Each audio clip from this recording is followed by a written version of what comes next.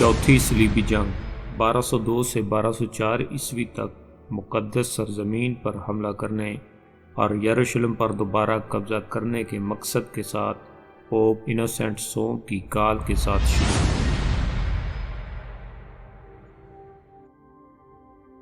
بادشاہوں اور عیسائی طاقت کے مراکز اور جمہوریہ وینس کے مفادات کے درمیان میں اندرونی تنازعات کی وجہ سے چوتھی صلیبی جنگ اپنی اصل مقصد سے ہٹ گئی اور ہنگری کا شہر زادار، جو کہ موجودہ کروشیا کا ایک شہر ہے، اور عیسائی قسطنطنیہ کی فتح اور لوٹ مار اور اس کے بڑے حصے کی تقسیم کا باعث بنی، جس میں جمہوریہ وینس اپنے سیاسی اور تجارتی مقاصد کے لیے صلیبیوں کے مذہبی محرکات سے فائدہ اٹھانے میں کامیاب ہو گئی اور بحیرہ روم میں سب سے مضبوط تجارتی طاقت بن کر ابھری۔ صلیبی جنگوں کی سیریز کے سلسلے کی چوتھی صلیبی جنگ کی محرکات و اسباب، واقعات و عوامل، کمانڈ اینڈ کنٹرول اور اہم لڑائیوں کا احوال اس ایکسکلوسیو ایپیسوڈ میں تفصیلاً بیان کریں گے، تو ہمارے ساتھ رہیے اس چوتھی صلیبی جنگ کی روداد میں۔ تو آئیے سٹارٹ کرتے ہیں۔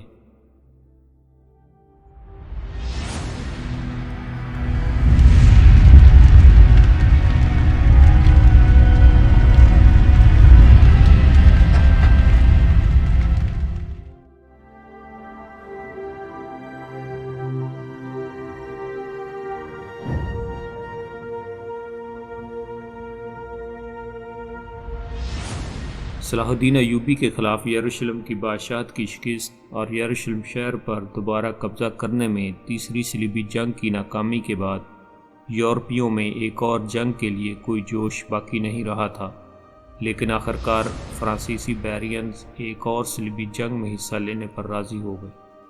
اس مقصد کے لیے صلیبیوں نے بحیرہ روم کے راستے سمندری راستے کا انتخاب کیا۔ انہوں نے جمہوریہ وینس کے حکمران انریکو ڈینڈولو کے ساتھ ضروری جہاز فراہم کرنے کے لیے ایک معاہدہ کیا۔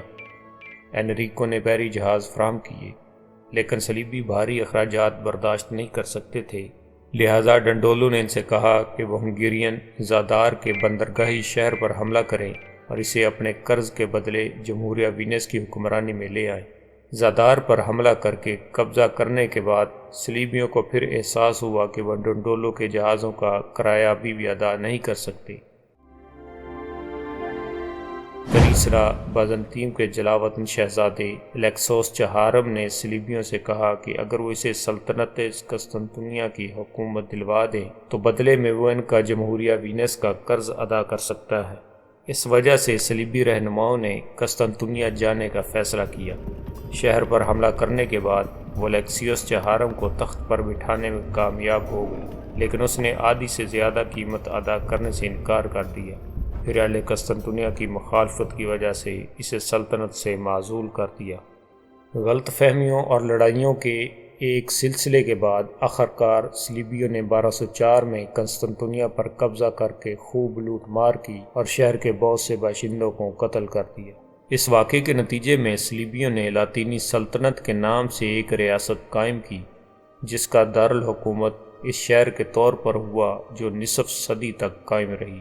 بازنطین کے چھوڑے ہوئے دیگر علاقوں میں یونانی نژاد 3 آزاد حکومتیں قائم ہوئیں۔ بازنطینی سلطنت کی جائیدادوں اور زمینوں کا ایک حصہ جمہوریہ وینس کو بھی دیا گیا تھا۔ اس طرح وینس اپنے حریف کو ختم کر کے بحیرہ روم کی سب سے بڑی تجارتی طاقت بن گیا۔ نیز اس جنگ سے بازنطینی سلطنت کو جو دھچکا لگا، اس کی وجہ سے یہ کبھی بھی اپنی سابقہ پوزیشن حاصل نہ کر سکی اور کمزوری کی پوزیشن میں آ گئی اور آخرکار عثمانی ترکوں کے ہاتھوں شکست کھانی پڑی۔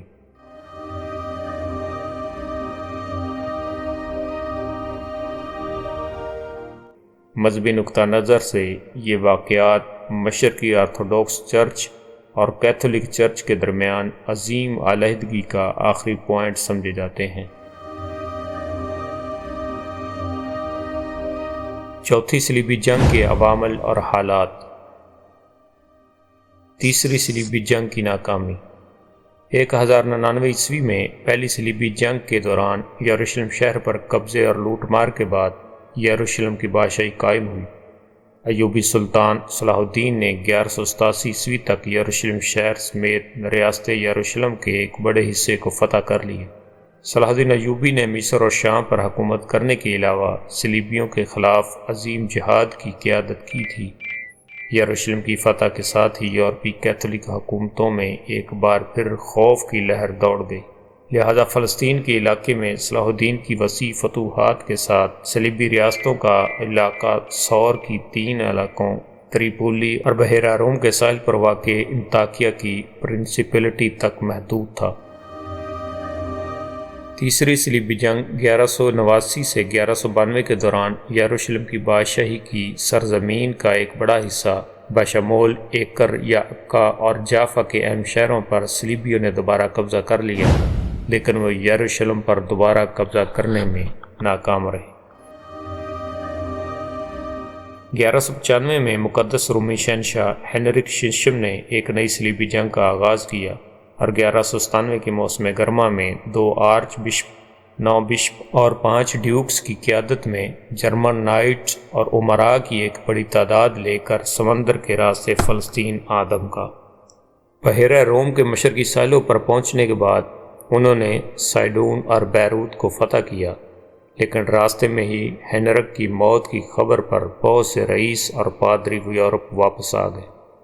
باقی ماندہ فوجی بھی تھوڑے عرصے کے بعد سور میں اپنے جہازوں کی طرف واپس لوٹ گئے۔ یوں ان کی یہ مہم اختتام کو پہنچی۔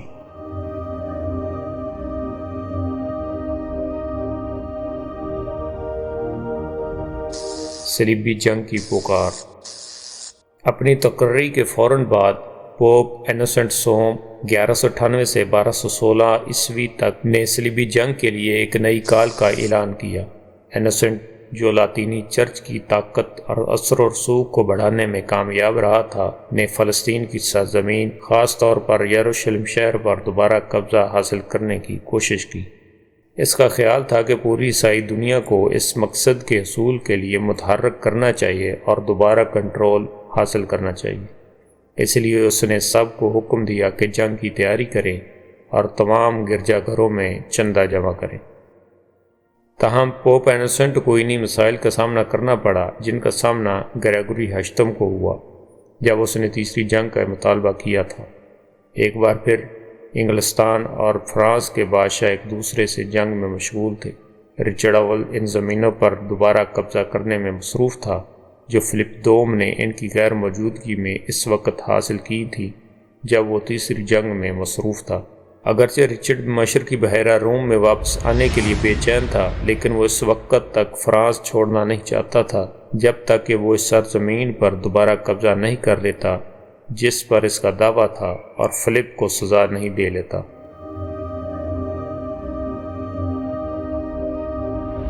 مقدس رومی سلطنت بھی اقتدار کے 2 دعوے داروں سوابیہ کے فلپ اور برنسو کے اوٹو کے درمیان میں تقسیم ہو چکی تھی، اور اس کی حالت بھی بدتر تھی۔ اس طرح یورپ میں بہت سے جنگجو ایک دوسرے سے جنگ میں مصروف تھے۔ جب تک مغرب میں امن و سکون نہ ہوتا یہ صلیبی جنگ ممکن نہیں تھی۔ اس لیے انوسنٹ نے امن اور جنگ بندی کے لیے مذاکرات کے لیے تنازع والے علاقوں میں نمائندے بھیجے۔ فرانس میں رچرڈ نے کارڈینل پیٹر کیپیونو کا استقبال کیا۔ اس نے اصرار کیا کہ رچرڈ فلپ کے ساتھ صلح کر لے تاکہ وہ خود یا اس کے آدمی مشرق کی طرف روانہ ہو جائیں، لیکن رچرڈ نے برہمی سے اعلان کیا کہ اگر فلپ کی غداری شامل نہ ہوتی تو وہ مقدس سرزمین میں ہی رہتا اور اب تک یروشلم پر قبضہ کر چکا ہوتا۔ لیکن اس کی غیر موجودگی میں چرچ نے فلپ کو رچرڈ کو دھوکہ دینے سے روکنے کے لیے کوئی کارروائی نہیں کی تھی۔ اگرچہ پہلے تو رچرڈ کے ساتھ مذاکرات ناکام ہو گئے، لیکن آخر کار اس کی کوششوں سے فرانس اور انگلینڈ کے درمیان 5 سالہ امن معاہدہ ہوا۔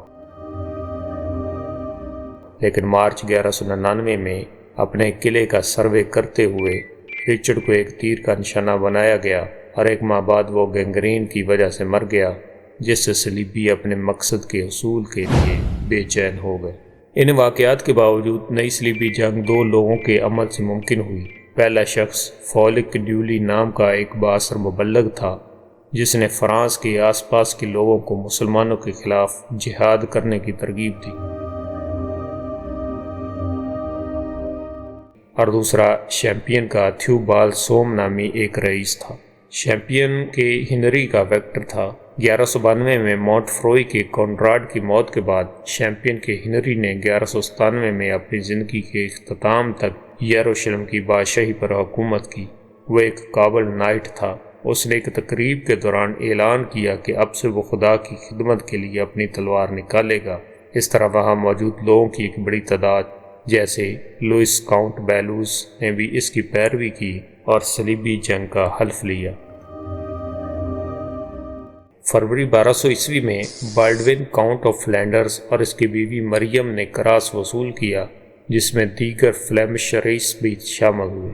اگرچہ تھیوبالڈ، لوئس اور بالڈوین بادشاہ نہیں تھے، لیکن وہ تینوں فرانس کے سب سے طاقتور کنگ میکر لوگ تھے، اور اس کے علاوہ وہ تینوں نوجوان تھے اور مشرق میں رچرڈ کے کام کو ختم کرنے کے خواہش مند تھے۔ 1200 کے اوائل میں مشہور صلیبی جنگجوؤں کی ایک کونسل سواسون میں بلائی گئی۔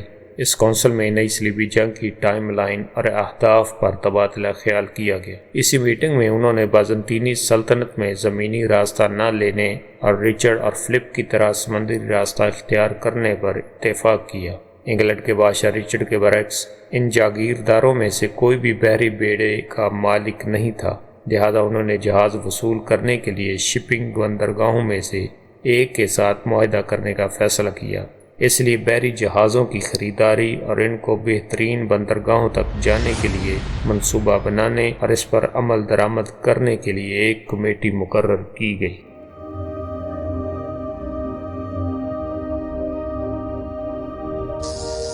وینس کا معاہدہ۔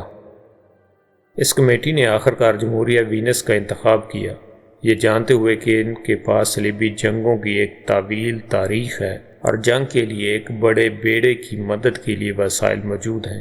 1200 سے 1201 کے موسم سرما کے دوران ان مندوبین نے الپس کو عبور کیا اور وینس کا رستہ اپنایا۔ اس وقت جمہوریہ وینس پر انریکو ڈینڈولو کا کنٹرول تھا، جو بہت بوڑھا اور نابینا تھا۔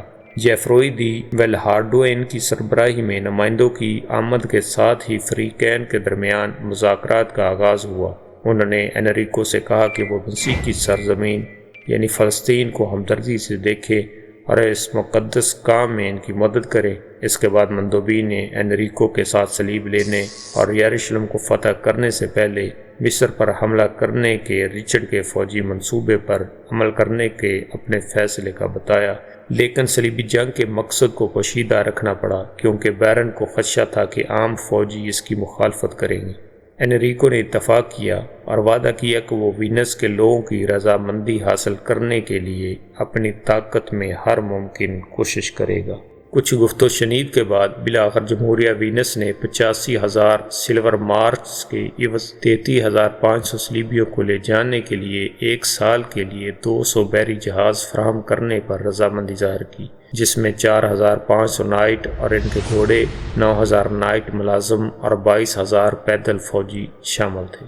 اس کے علاوہ ونیشین نے صلیبیوں کو 50 آدمیوں والے جنگی جہاز اس شرط پر مفت دینے پر اتفاق کیا کہ وہ مال غنیمت میں برابر کے شریک ہوں گے۔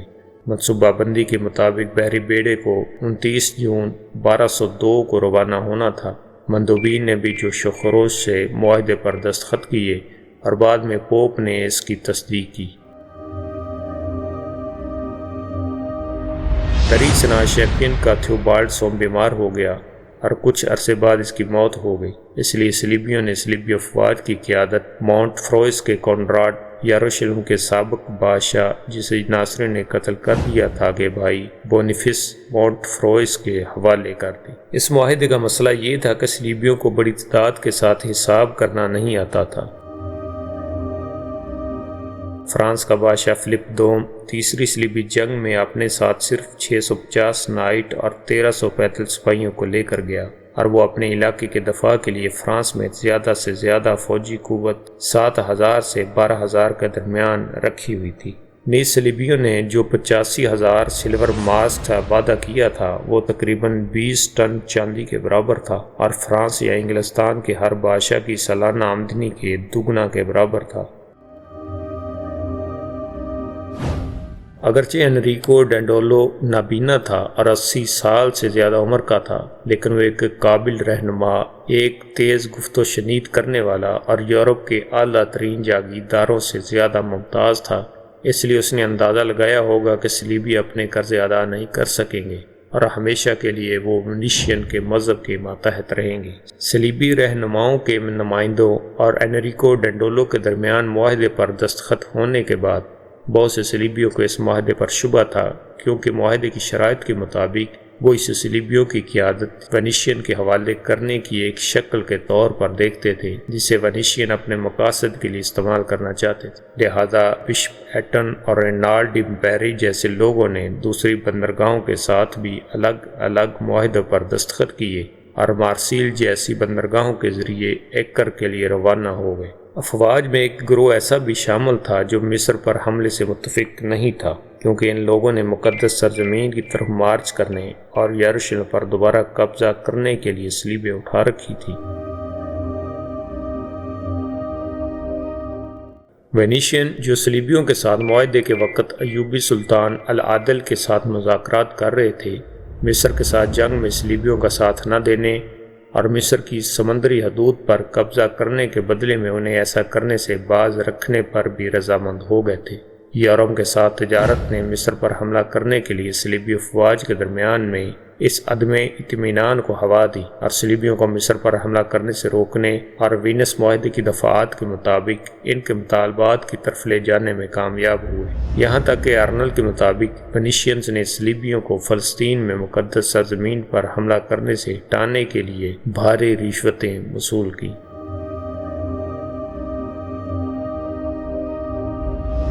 اب یہ معلوم نہیں کہ صلیبیوں کو ونیشینز کی چالوں کا علم تھا یا نہیں، لیکن اگر وہ جانتے تھے ونیشین ان کو دھوکہ دینا چاہتے ہیں تو اس کے بارے میں کچھ نہیں کر سکتے تھے، کیونکہ وینس کے ساتھ جو معاہدہ کیا گیا تھا اس نے عملی طور پر صلیبیوں کو وینس کے قبضے میں کر دیا تھا، کیونکہ صلیبی یورپ کے حالات کے مطابق 85,000 سلور مارکس فراہم کرنے سے قاصر تھے۔ اس کے علاوہ صلیبیوں کے کچھ لیڈروں جیسے بونیفیس اور ڈینڈولو کے درمیان میں جھگڑے ہوئے، جس کی وجہ سے یہ حقیقت سامنے آئی کہ افواج کی قیادت اور کنٹرول اصل میں ونیشینز کے ہاتھ میں تھا، جس کا انکشاف ونیشینز پر حملے کے دوران میں ہوا تھا۔ مہم کا آغاز اور صلیبیوں کے مسائل۔ انریکو ڈینڈولو کا وینس میں صلیبیوں سے خطاب۔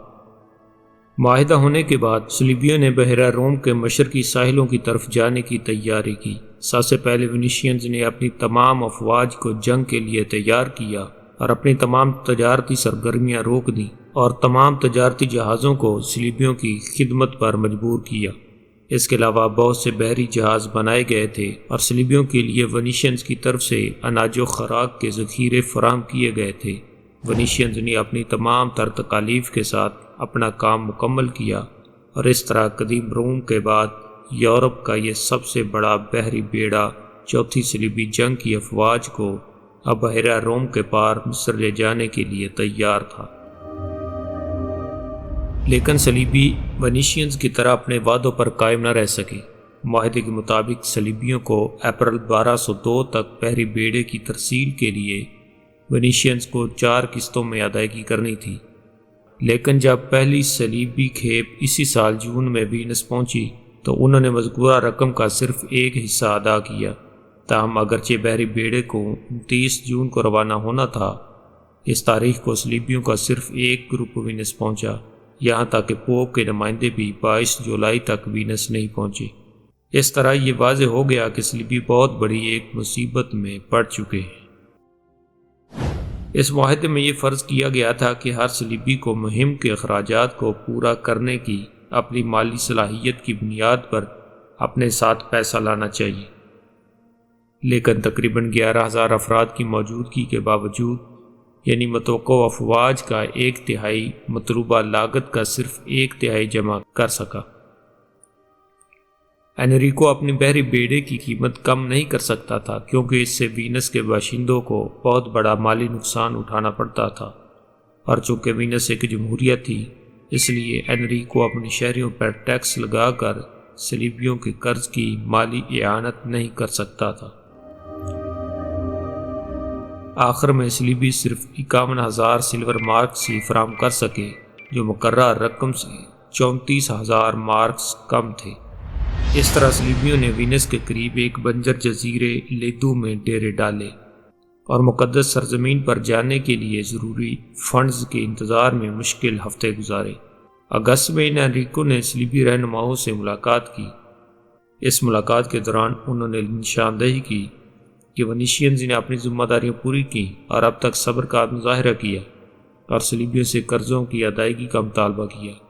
صلیبی رہنما جنہوں نے انریکو ڈنڈیلو سے اتفاق کیا تھا نے اپنے فوجیوں کو پیغام بھیجا کہ وہ باقی ماندہ رقم جمع کریں، لیکن صلیبیوں کی کوششوں کے باوجود مطلوبہ رقم جمع نہ ہو سکی، جس سے صورتحال مزید افراتفری کا شکار ہو گئی۔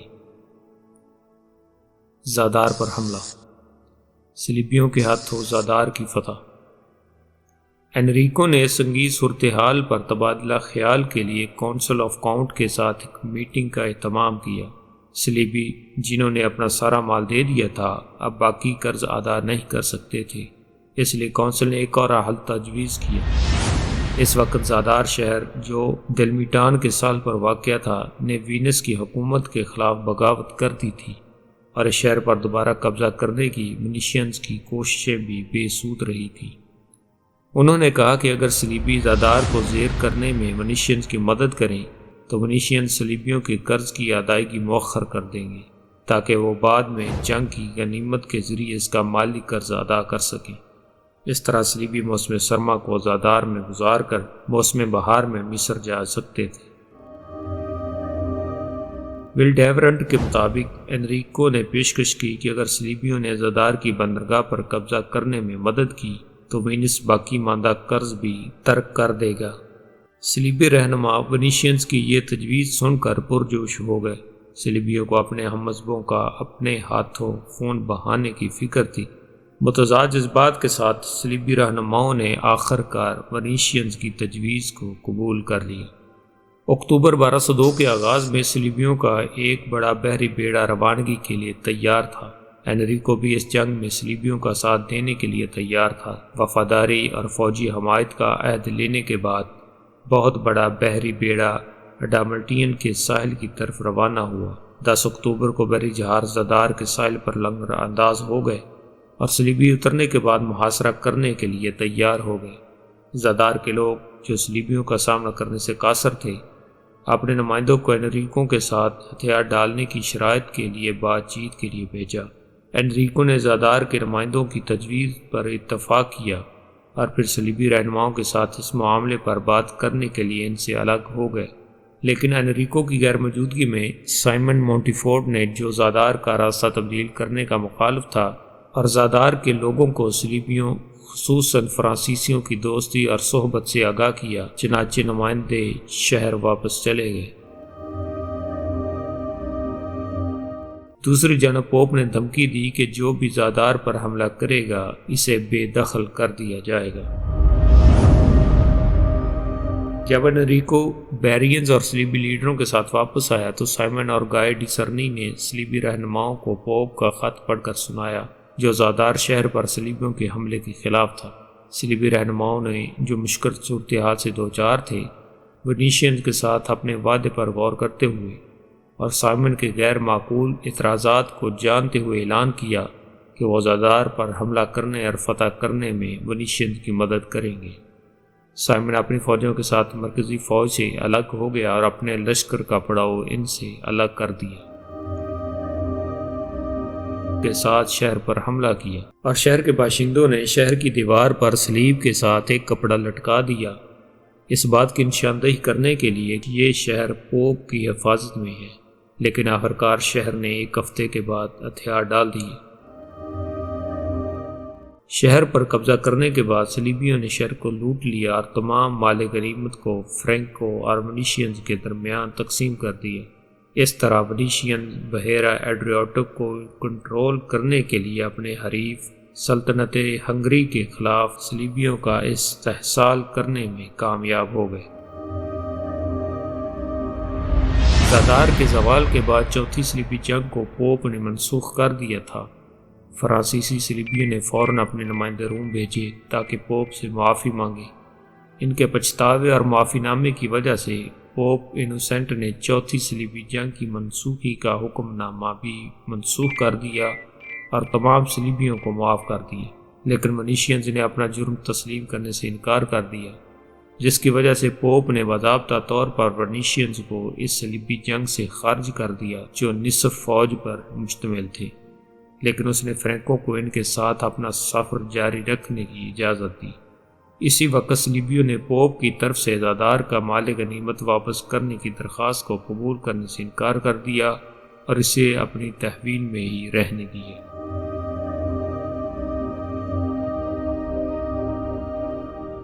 لیکسیوس اینجلیوس کا صلیبیوں کے ساتھ معاہدہ۔ اب صلیبیوں نے کچھ تاخیر سے روانگی کی تیاری کی تو ان کے رہنماؤں کو ایک پیشکش موصول ہوئی۔ بازنطین کے پناہ گزین شہزادے لیکسیوس اینجلیوس نے صلیبی بیرینز کے پاس نمائندے بھیجے اور ان سے مدد کرنے کو کہا۔ مدد یہ تھی کہ اس کے والد آئزک دوم کو اس کے چچا الیکسس سوم کے ذریعے سلطنت سے ہٹایا جائے۔ آئزک کو شکست دینے کے بعد الیکسس سوم نے اپنے بھائی اور بھتیجے لیکسیوس اینجلیوس کو قید کر لیا، لیکن نوجوان شہزادہ جیل سے فرار ہو گیا اور سوابیہ کے فلپ کے دربار میں پناہ لی۔ اب اس نے صلیبیوں سے کہا کہ وہ اپنے چچا سے اقتدار چھیننے کے مقصد کو حاصل کرنے میں اس کی مدد کریں۔ اس نے صلیبی رہنماؤں کو یقین دلایا کہ تخت کے بدلے میں وہ صلیبیوں کو بہت بڑا انعام دے گا اور انہیں مصر کا سفر کرنے میں مدد کرے گا۔ یہ ایک صلیبیوں کے لیے پرکشش تجویز تھی اور صلیبیوں کو مالی پریشانیوں سے بچاؤ کا بہترین ذریعہ تھی۔ 1 جنوری 1203 کو الیکسیوس اینجلیوس کی جانب سے صوابین فلپ کے نمائندے مقدس رومی شہنشاہ اور اس کی بیوی آئرین انجلینا الیکسیوس اینجلیوس کی بہن زادار پہنچے۔ الیکسس سوم کی بغاوت کی کہانی سنانے کے بعد انہوں نے صلیبیوں سے بازنطینی شہزادے کی مدد کرنے اور اسے تخت تک پہنچنے میں مدد کرنے کو کہا۔ لیکسیوس اینجلیوس نے یہ وعدہ بھی کیا کہ اس خدمت اور مدد کے بدلے میں وہ یونانی کلیسا کو رومن کلیسا کے ماتحت کر دے گا اور 10,000 آدمیوں کی فوج کے ساتھ صلیبی جنگ میں بھی شامل ہوگا۔ اس کے علاوہ 500 نائٹ کو مقدس سرزمین میں مستقل طور پر رکھے گا اور 2 لاکھ سلور مارکس بھی ادا کرے گا۔ صلیبیوں کے لیے سلور مارکس کی پیشکش بہت پرکشش تھی، کیونکہ صلیبیوں کی نقل و حمل کے لیے ونیشینز کے ساتھ معاہدہ جون میں ختم ہونے والا تھا اور انہوں نے ابھی تک اپنے پہلے سال کا قرض بھی ادا نہیں کیا تھا۔ اگر وہ الیکسیس کو اس کے تخت پر بیٹھنے میں مدد کرتے تو وہ اپنا قرض بھی ادا کر سکتے تھے اور صلیبی فوج کو مشرق میں اپنے مشن کے لیے بھی مضبوط بنا سکتے تھے۔ اس تجویز کی تمام ترکشش کے باوجود زیادہ تر صلیبی اسے قبول کرنے سے گریزاں تھے، کیونکہ وہ پوپ کے غصے کو دوبارہ بھڑکانا نہیں چاہتے تھے۔ فوج اب تک تاخیر کا شکار تھی اور ان میں سے اکثر مزید انتظار کر کے تھک چکے تھے۔ اس بار بھی پوپ نے صلیبیوں کو دھمکی دی کہ اگر انہوں نے قسطنطنیہ پر حملہ کیا تو وہ ان کو بے دخل کر دیں گے، لیکن زادار پر حملے کی طرح اس دھمکی کو بھی فوج کی اکثریت نے نہیں مانا۔ مونٹ فروئس کے بونیفیس، بالڈوین فلینڈرز، بولیس کے لوئس اور ہیو سینٹ پال نے باقاعدہ فوجیوں کی حمایت کے بغیر ایک معاہدے پر دستخط کیے، جس میں صلیبیوں نے بازنطینی سلطنت کی واگزاری میں الیکسیوس اینجلیوس کی مدد کرنے کا وعدہ کیا۔ اس فیصلے کی شدید مخالفت کی گئی۔ سینکڑوں لوگ غصے میں فوج کو چھوڑ کر مقدس سرزمین کی طرف روانہ ہو گئے۔ سینکڑوں دوسرے لوگ لڑائی چھوڑ کر اپنی سرزمین پر واپس چلے گئے، اور جو باقی رہ گئے وہ کسی بھی طرح سے متحد، مربوط اور ایک دوسرے کے ساتھ منسلک نہیں تھے۔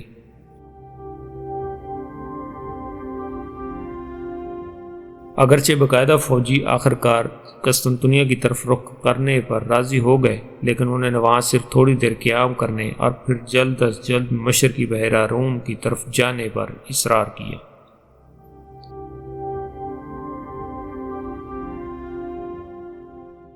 لین کے مطابق اگرچہ ایوبیوں کے خلاف جنگ میں بازنطین میں شامل ہونا قسطنطنیہ کا راستہ تبدیل کرنے کا ایک اسٹریٹجک جواز ہو سکتا تھا، لیکن ایسا لگتا ہے کہ اس میں ذاتی عزائم اور تعلقات بھی شامل تھے۔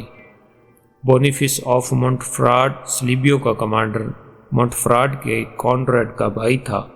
کانراڈ کے ماضی میں بازنطینی سلطنت کے ساتھ تعلقات تھے، جس کی وجہ سے بونیفس کو یہ محسوس ہوا کہ اسے اس سلطنت کے ایک حصے کا حق حاصل ہے۔ اس کے علاوہ بونیفس سوابیہ کے شہنشاہ فلپ کا دوست تھا، جو لیکسیس کی بہن کا شوہر تھا۔ اس طرح یہ امکان ہے کہ لیکسیس نے صلیبیوں کے ساتھ ملنے سے پہلے ماؤنٹ فیروس کے بونیفس اور سوابیہ کے فلپ کے ساتھ ملاقات بھی کی تھی۔ نقطہ نظر کی یہ تبدیلی بازنطین میں براعت یافتہ مقام حاصل کرنے کے لیے ونیشینز کے مفادات کے عین مطابق تھی۔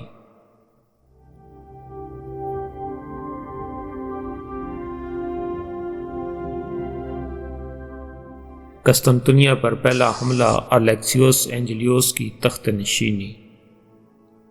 یکم اکتوبر 1202 کو صلیبیوں اور ونیشینز بحری بیڑے کے 480 بحری جہاز لوگوں اور پادریوں کے جوش و خروش کے درمیان میں روانہ ہوئے۔ 20 اپریل 1203 کو صلیبی جنگجو جزیرہ کورفو کی طرف روانہ ہوئے، جہاں وہ الیکسیوس اینجلیوس کے آنے کا انتظار کر رہے تھے۔ پہلے تو اس جزیرے کے یونانیوں کے ساتھ تعلقات اچھے تھے، لیکن جب جزیرے والوں کو صلیبیوں کے ارادوں کا علم ہوا تو تعلقات تبدیل ہو گئے۔ جیسے ہی سامراجی دعوے دار کورفو پہنچے، بازنطینیوں نے ونیشین بحری جہازوں پر حملہ کرنا شروع کر دیا۔ صلیبیوں نے جزیرے کو تباہ کر کے جواب دیا۔ پوپ انوسنٹ سوم، جس نے پہلے الیکسیوس سے ملاقات کی تھی اور اس کی درخواست کا جواب دینے سے انکار کر دیا تھا، نے بونیفس کو لکھا کہ صلیبی فوج کو الیکسیوس کے منصوبوں میں خود کو شامل نہیں کرنا چاہیے۔ لیکن جب پوپ کو معلوم ہوا کہ صلیبیوں نے اس کے حکم کی نافرمانی کی ہے تو وہ غصے میں آ گئے اور صلیبیوں کو ایک سخت خط لکھا، جس میں انہیں بازنطین کا سفر کرنے سے منع کیا گیا تھا۔ لیکن پوپ کے خط سے قطع نظر صلیبی بیڑا بحیرہ مرمرا اور ایجین میں بغیر کسی مزاحمت کے آگے بڑھتا رہا۔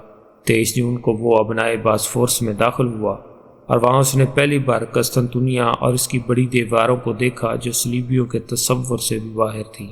صلیبیوں نے فوری طور پر شہر پر حملہ کرنا ضروری نہیں سمجھا، گھاٹی میں ڈیرے ڈالے اور غاصب شہنشاہ کا تختہ الٹنے کے لیے متوقع عوامی بغاوت کا انتظار کیا، لیکن ایسا نہیں ہوا۔ اس لیے وہ مناسب موقع کا انتظار کرنے لگے۔ شہر پر حملہ کرنے سے پہلے انہوں نے روم کے سلجوق سلطان سلیمان ثانی کے ساتھ ایک امن معاہدہ کیا اور یہ طے پایا کہ قسطنطنیہ میں جنگ ختم ہونے کے بعد سلجوقی صلیبی افواج کو اپنی سرحدوں سے یروشلم کی طرف جانے کی اجازت دیں گے، اور اس کے علاوہ سلجوق نے بازنطین کے حق میں قسطنطنیہ کے خلاف جنگ میں مداخلت نہ کرنے کا عہد کیا۔ ایک ہفتے کے انتظار کے بعد بھی جب شہر میں کوئی بغاوت نہ ہوئی تو انریکو اور بونیفاس مونفرا اپنے جہازوں کے ساتھ شہر کے قریب پہنچے۔ شہر کی فصیلوں پر کھڑے لوگوں کے سامنے انہوں نے نوجوان الیکسیوس کو کھڑا کیا اور بلند آواز سے اپنی خیر سگالی کا اعلان کیا۔ شہر کے لوگوں نے انہیں لان تان اور پتھراؤ سے جواب دیا۔ قسطنطنیہ پر تسلط کی آسانی کے حوالے سے صلیبیوں کے اس طرح کے خیالات تباہ ہو گئے اور صلیبیوں کو ایک بار پھر مشکل میں ڈال دیا، کیونکہ صلیبیوں کی نقل و حمل کا معاہدہ ختم ہو چکا تھا اور صلیبی ابھی تک اپنا قرض ادا نہیں کر پائے تھے۔ 5 جون کو صلیبی ابنائے سے گزرے اور شورویروں نے گالاٹا کے مضافات پر حملہ کر دیا۔ اگرچہ بازنطینی فوجیوں کی تعداد بہت زیادہ تھی، لیکن وہ صلیبیوں کی طرح افیکٹو نہیں تھی۔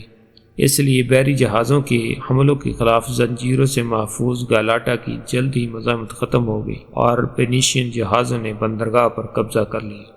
کچھ دنوں بعد 18 جولائی کو صلیبیوں نے شہر کی شمال مغربی جانب 2 طرفہ حملہ کیا۔ اپنے گھوڑوں پر سوار شوویروں نے اپنے حملے کو زمین کی طرف دیواروں کے ایک چھوٹے سے حصے پر مرکوز کر دیا، اور ونیشینز نے اپنے جہازوں کو محاصرے کے اوزار میں تبدیل کر کے سمندر کی طرف دیواروں کو نشانہ بنایا۔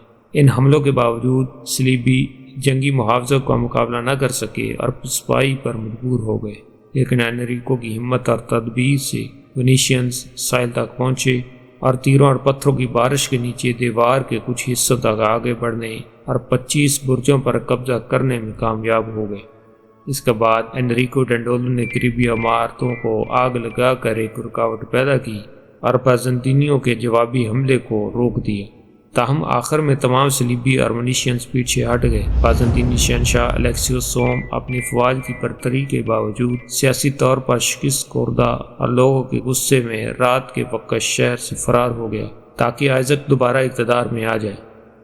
حکومت کا کنٹرول سنبھالتے ہی آئزک نے صلیبیوں کے پاس اپنا ایلچی بھیجا تاکہ صلیبیوں کو پیش آنے والے واقعات سے آگاہ کرے۔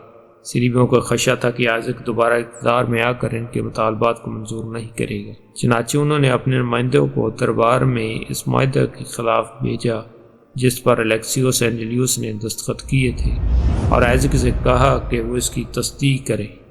آئزک نے نہ چاہتے ہوئے بھی اسے قبول کر لیا، اور کچھ دنوں کے بعد الیکسیوس شہر میں داخل ہوا اور 1 اگست 1203 کو الیکسیوس چہارم کے طور پر تاج پہنا اور شہنشاہ قسطنطنیہ بن گیا۔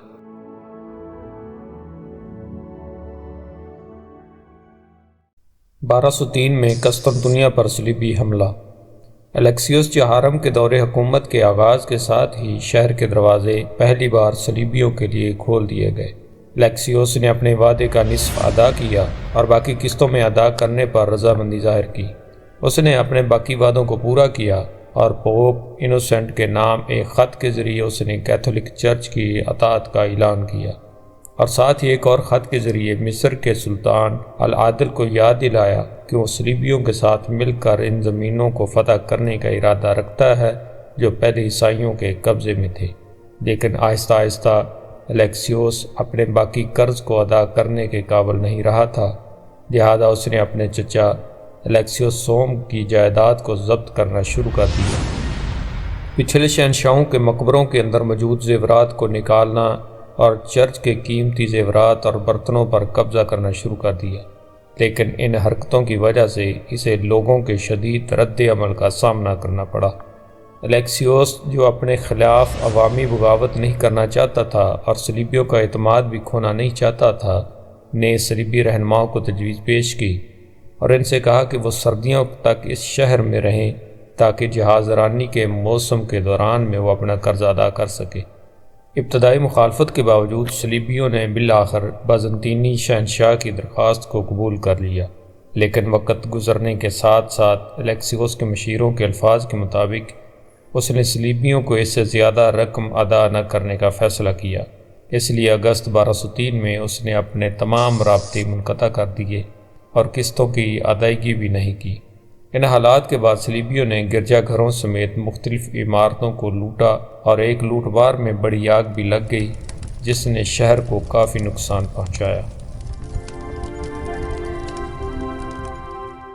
نومبر 1203 تک صلیبی لیڈروں کو معلوم ہو گیا تھا کہ وہ اپنی رقم حاصل نہیں کر سکتے۔ اس وجہ سے انہوں نے قسطنطنیہ کے دربار میں اپنے نمائندے بھیجے تاکہ الیکسیوس کو اپنی عظیم خدمات اور یقینی وعدے یاد دلائیں، جس پر نوجوان شہنشاہ کی طرف سے منفی رد عمل سامنے آیا۔ الیکسیوس جو صلیبیوں کو بھگانے میں ناکام ہو چکا تھا، اسے اپنے عوام کے احتجاج کا سامنا کرنا پڑا، جنہوں نے مسائل کے حل کے لیے ایک نئے شہنشاہ کا مطالبہ کیا۔ انہوں نے پہلے نیکولس کینباس اور پھر ڈوکاس مورسوفلوس کا انتخاب کیا۔ مورسوفیلس نوجوان شہنشاہ کو صلیبیوں کے سامنے ایک بغاوت میں قید کرنے میں کامیاب ہوا اور نئے شہنشاہ کے طور پر الیکسیوس پنجم کے لقب کے ساتھ تخت نشین ہوا۔ 1204 میں صلیبیوں کے ہاتھوں قسطنطنیہ کی فتح۔ بغاوت کے بعد مورسوفیلس کو 5 فروری 1204 کو الیکسیوس پنجم کا تاج پہنایا گیا۔ اپنے کام کے آغاز میں صلیبیوں سے چھٹکارا پانے کے لیے اس نے ان کے خلاف ایک حملے کا اہتمام کیا، لیکن ابتدائی برتری کے باوجود وہ آخر کار ناکام ہو گیا اور انریکو کے ساتھ بات چیت کرنے پر راضی ہو گیا، تو انہوں نے چند دنوں کے بعد مسئلے کا پرامن حل تلاش کرنے کے لیے ملاقات کی۔ انریکو نے الیکسیوس پنجم کو بتایا کہ صلیبی اسے کبھی نہیں تسلیم کریں گے اور اسے کہا کہ وہ الیکسیوس چہارم کو رہا کر دے تاکہ وہ اپنا وعدہ پورا کر سکے اور اپنا قرض ادا کر سکے، جسے مورسوفلوس نے انکار کر دیا۔ صلیبیوں کے جانے کے عذر پر اس نے حکم دیا کہ اگلے دن الیکسیوس کو پھانسی دے دی جائے۔ الیکسیوس کی موت کے ساتھ ہی ان کا قسطنطنیہ میں رہنے کا بہانہ ختم ہو گیا۔ مارچ میں عام سپاہیوں نے مقدس سرزمین پر پہنچنے کا مطالبہ کیا، اور صلیبی رہنما مذکورہ حلف کی بنیاد پر ان کے لیے سفری سہولیات فراہم کرنے کے پابند تھے، لیکن وہ ایسا نہیں کر سکے۔ صلیبی رہنماؤں کے پاس ونیشین سے جہاز کرایہ پر لینے کے لیے پیسے نہیں تھے، جس کے معاہدے پر الیکسیوس چہارم نے دستخط کیے تھے، اور انہوں نے اس کے لیے ادائیگی نہیں کی تھی۔ ان کا سامان بھی کم تھا کیونکہ انہوں نے شہر کے مضافات میں میلوں تک لوٹ مار کی تھی، لہذا بونیفیس مونٹیفروس بغیر کسی کامیابی کے قسطنطنیہ چھوڑنے پر رضامند نہ ہوا۔ چنانچہ بونیفیس نے فوج کے ساتھ بشپ اور راہبوں کی مدد سے اعلان کیا کہ مورسوفیلس ایک قاتل اور حکومت کرنے کے لائق نہیں تھا، اور بازنطینی لوگوں نے اسے قبول کر کے در حقیقت اس کے ساتھ سازش کی تھی۔ اس کے علاوہ یونانی کلیسا نے رومن کلیسا کے احکامات کی نافرمانی کی تھی۔ اس طرح قسطنطنیہ کے خلاف جنگ کے لیے ضروری بہانہ فراہم کیا گیا۔ صلیبی اپنے بیڑے کے ساتھ قسطنطنیہ کی بندرگاہ کی طرف بڑھنے کے لیے تیار تھے۔ گولڈن ہارن کے علاقے کی کمزوری کو دیکھتے ہوئے صلیبیوں نے 8 اپریل کو اس علاقے سے اپنے حملے شروع کر دیے، لیکن تیز ہوا کے سبب صلیبیوں کے بحری جہاز دیوار کے قریب ٹھہرنے سے قاصر ہو گئے اور صلیبی بھاری جانی نقصان کے ساتھ پیچھے ہٹ گئے۔ پہلی پسپائی کے ساتھ صلیبیوں کے حوصلے اور بھی پست ہو گئے، اور یہاں تک کہ انہوں نے اعلان کیا کہ وہ بازنطین میں مزید رہنے کے لیے تیار نہیں ہیں۔ لیکن بونیفیس اور ڈینڈلیس کی تقریر کے ساتھ فوج کو ایک بار پھر ڈینڈلیس کے منصوبے کے مطابق بحری جہازوں کو جوڑے جوڑے میں باندھ دیا گیا تاکہ حملہ زیادہ مؤثر اور کامیاب رہے۔ 11 اپریل کو سپاہیوں کو بڑے پیمانے پر بلایا گیا، جس کے دوران میں پادریوں نے شعلہ بیان تقریروں سے صلیبیوں کو اکسانے کی کوشش کی اور اعلان کیا کہ بازنطینی کافروں کے علاوہ کچھ نہیں ہے۔ چنانچہ 12 اپریل 1204 کو صلیبی افواج نے ایک بار پھر قسطنطنیہ پر حملہ کیا۔ تقریباً سارا دن لڑائی جاری رہی، لیکن صلیبیوں کو کچھ حاصل نہ ہوا۔ اگرچہ صلیبی دیواروں کے اوپر کئی برجوں پر قبضہ کرنے میں کامیاب ہو گئے تھے، لیکن وہ بازنطینیوں سے اس قدر گھرے ہوئے تھے کہ وہ آگے بڑھنے سے قاصر تھے۔ لیکن صلیبیوں کا ایک چھوٹا سا گروہ بازنطینی افواج کے پیچھے شہر میں داخل ہونے میں کامیاب ہو گیا، اور پیچھے سے اچانک حملے کے بعد انہوں نے بازنطینی افواج کو اس طرح بھاگنے پر مجبور کر دیا کہ شہر کے محافظوں کے پیچھے والا محاذ خالی ہو گیا۔ اس طرح بازنطینی فوج کو بتدریج شکست ہوئی۔ مرکزی فوج کے بھاگنے کے بعد مورسوفیلس صرف ورنجین گارڈز پر بھروسہ کر سکتا تھا، لیکن یہ کافی نہیں تھا۔ لوگوں نے بھی صلیبیوں سے لڑنے میں اس کی مدد کرنا چھوڑ دی اور شہر کو بونیفیس کے حوالے کرنے کی کوشش کی۔ اب وہ اپنے طور پر شہر کا دفاع کرنے سے قاصر تھا، اس لیے اس نے بھاگنے میں ہی عافیت سمجھی۔ قسطنطنیہ کی تباہی اور جنگ کا خاتمہ۔ 13 اپریل کی صبح بونیفیس سے معززین اور پادریوں کا ایک وفد ملا، جس نے اسے شہر کی چابیاں پیش کیں۔ شہر پر قبضہ کرنے کے بعد صلیبیوں نے شہر میں لوٹ مار شروع کر دی، جو 3 دن تک جاری رہی، اور اس کی وجہ سے تمام یونانی رومن نباترات چوری یا تباہ ہو گئے۔ بہت سے بازنطینی شہری مارے گئے اور ان کی تمام جائیدادیں ہتھیا لی گئیں۔ صلیبیوں نے عبادت گاہوں میں قربان گاہوں پر حملہ کیا، مقدس اشیاء کو چرایا اور چاندی اور قیمتی پتھر کے تمام مجسموں تک کو تباہ کر دیا۔ ذرائع کے مطابق صلیبیوں نے شہر کی لوٹ مار سے 9 لاکھ سلور مارکس حاصل کیے، جو انہوں نے آپس میں تقسیم کر لیے۔ ونیشینز نے 1.5 لاکھ مارکس حاصل کیے۔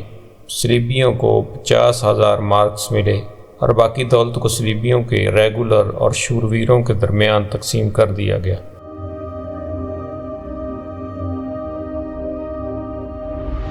فاتح افواج نے شہر کو لوٹنے کے علاوہ قسطنطنیہ کی ہتھیار ڈالنے والی عورتوں سے اپنی جنسی ہوس کی تسکین کی۔ خواتین کی عصمت دری عوامی مقامات جیسے گلیوں اور چوکوں حتیٰ کہ گرجا گھروں میں بھی کی گئی۔ بوڑھی خواتین کی بھی بے عزتی کی گئی اور گلیوں میں برہنہ چلایا گیا، اور خواتین کی حفاظت کے لیے مذہبند کرنے والے مردوں کو بھی بے دردی سے قتل کر دیا گیا۔ بقول کسے مسیح کی خدمت کرنے والوں نے اپنے ہتھیار کافروں کے خلاف استعمال کرنے کی بجائے اپنی تلواریں عیسائیوں کے خون میں ہی دھو ڈالیں۔ انہوں نے لوگوں کے مذہب جنس یا عمر کا خیال نہیں رکھا۔ انہوں نے راہباؤں اور بزرگ عورتوں تک کو نہیں بخشا اور سر عام ان کی عزتوں کو تار تار کیا۔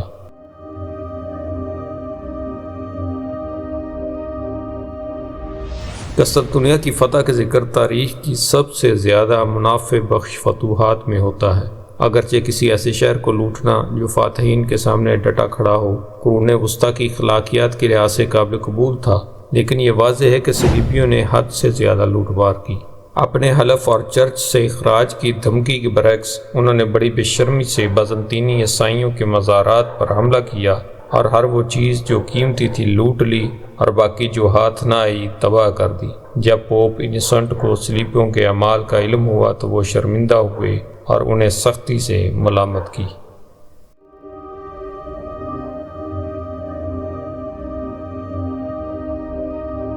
لیوانٹ میں چوتھی صلیبی جنگ۔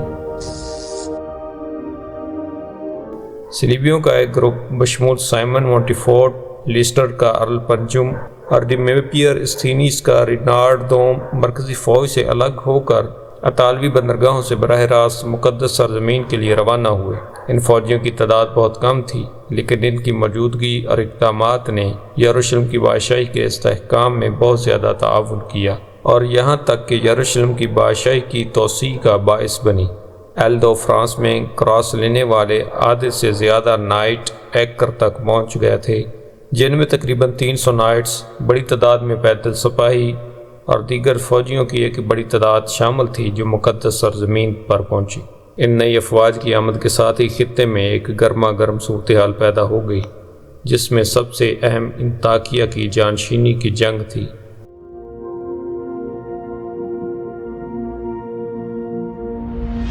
اس جنگ کی آگ جو کچھ عرصے سے رکی ہوئی تھی، سلیشیا کے بادشاہ لیو اول کے اچانک حملے سے دوبارہ بھڑک اٹھی۔ یہ واقعہ اس وقت پیش آیا جب آرمینیائی فوج کے گروپ نے انطاکیہ کے قریب جسر حدید پر حملہ کیا۔ اگرچہ مقامی کمانڈروں اور گورنروں نے صلیبیوں کی آمد اور مداخلت سے پہلے اس مسئلے کو حل کرنے کی کوشش کی، لیکن یہ کام مکمل نہیں ہوا اور آخر کار پوپ کے نمائندے سوفروڈ، یروشلم اور قبرص کے بادشاہ ایمری، نائٹس ٹیمپلر اور ہاسپٹلر کے رہنما، مقامی گورنرز اور بیرینز اس شمارے میں داخل ہوئے۔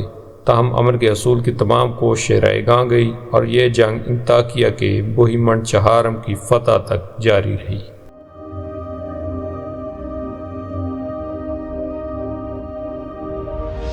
یروشلم کی بادشاہی اور یوبیوں کے درمیان امن معاہدے کے ساتھ فریقین کے درمیان جنگ ختم ہو گئی۔ صلیبیوں کے لیے یوبیوں کے خلاف نئی جنگ شروع کرنا منطقی نہیں تھا، تاہم یہ معاہدہ زیادہ تر سلطنت کے جنوب مشرقی اور جنوبی علاقوں کے لیے تھا، نہ کہ شمال کے، کیونکہ اس وقت تریپولی اور شمالی علاقوں میں ہاسپٹلر کی افواج کی ایوبی سرحدی چوکیوں سے بھی جھڑپیں ہوئی تھیں۔ 16 مئی 1203 کو ان چھوٹی چھوٹی جھڑپوں کے نتیجے میں بحرین کے علاقے میں ایک طرف ہاسپٹلر فورسز اور طرابلس کی افواج اور دوسری طرف بالبک کی ایوبی افواج کے درمیان ایک بڑا تصادم ہوا، جس کے نتیجے میں مسلمانوں کو فتح نصیب ہوئی۔ اس کے بعد 3 جون کو مسلم اور عیسائی افواج کے درمیان میں ایک اور جھڑپ ہوئی جو مسلمانوں کی فتح پر منتج ہوئی۔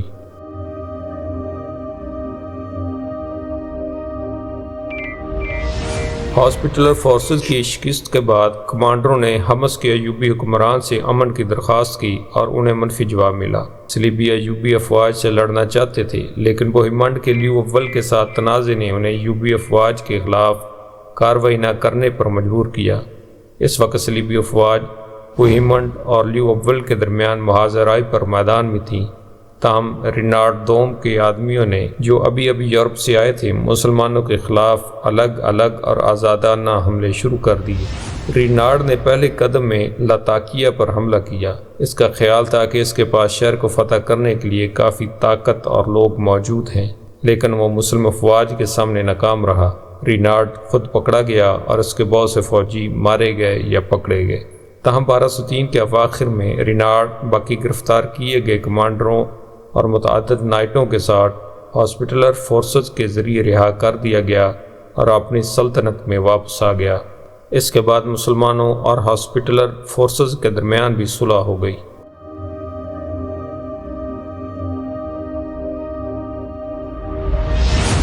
1204 کی آمد کے ساتھ ہی ایوبیوں اور سلطنت یروشلم کے درمیان ہونے والا امن معاہدہ ختم ہو گیا اور صلیبی جہازوں نے پہل کرتے ہوئے نیل کے ڈیلٹا پر واقع فوح شہر پر حملہ کیا۔ اس حملے کے جواب میں ایوبی بحری افواج نے بھی قبرص کے ساحل پر ایوبی سلطان العادل کی اجازت کے بغیر صلیبیوں کے ہتھیار اور سامان لے جانے والے جہازوں پر حملہ کیا اور صلیبیوں کے حملے کا جواب دیا۔ خشکی اور سمندر میں مسلح تنازعات اس وقت تک جاری رہے جب تک کہ قبرص اور یروشلم کے بادشاہ ایمری نے 10 ستمبر کو باضابطہ طور پر اعلان کیا کہ مسلمانوں کے ساتھ امن معاہدہ ختم ہو گیا ہے، اس لیے اس نے اپنی زیادہ تر فوجیں گلیل بھیج دیں۔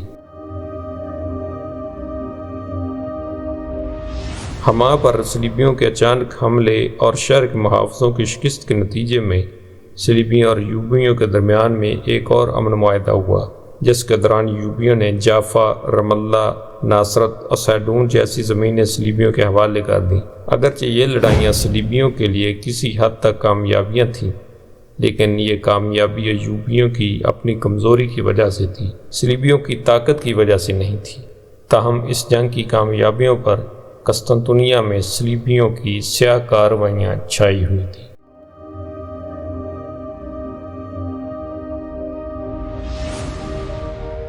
جنگ میں شامل لوگوں کا انجام۔ اس لوٹ مارچ کے بعد کے واقعات کے دوران میں کئی اہم یونانی اور بازنطینی شخصیات کو ہلاک یا جلا وطن کر دیا گیا۔ سب سے پہلے الیکسیوس سوم نے الیکسیوس پنجم کو دھوکہ دیا اور لاطینیوں کے ذریعے اس کے قتل اور موت کے ذرائع فراہم کیے۔ تاہم بعد میں اسے بونیفیس نے گرفتار کر کے جنوبی اٹلی میں جلا وطن کر دیا اور آخر کار 1211 میں قتل کر دیا گیا۔ صلیبیوں کی ایک اور تھوڑی سی تعداد کو چھوڑ کر انہوں نے اپنا بنیادی مقصد حاصل کر لیا، یعنی لیوانٹ میں مقدس سرزمین تک پہنچنا۔ قسطنطنیہ کی لوٹ مار کے بعد باقی اپنے شہر اور گھر کی طرف روانہ ہو گئے۔ انریکو ڈینڈولو جو بوڑھا اور بیمار تھا، چوتھی جنگ کے خاتمے کے بعد مئی 1205 میں وینس میں مر گیا اور 4 ستمبر 1207 کو بونیفیس بھی بلغاریوں کے ایک حملے میں مارا گیا۔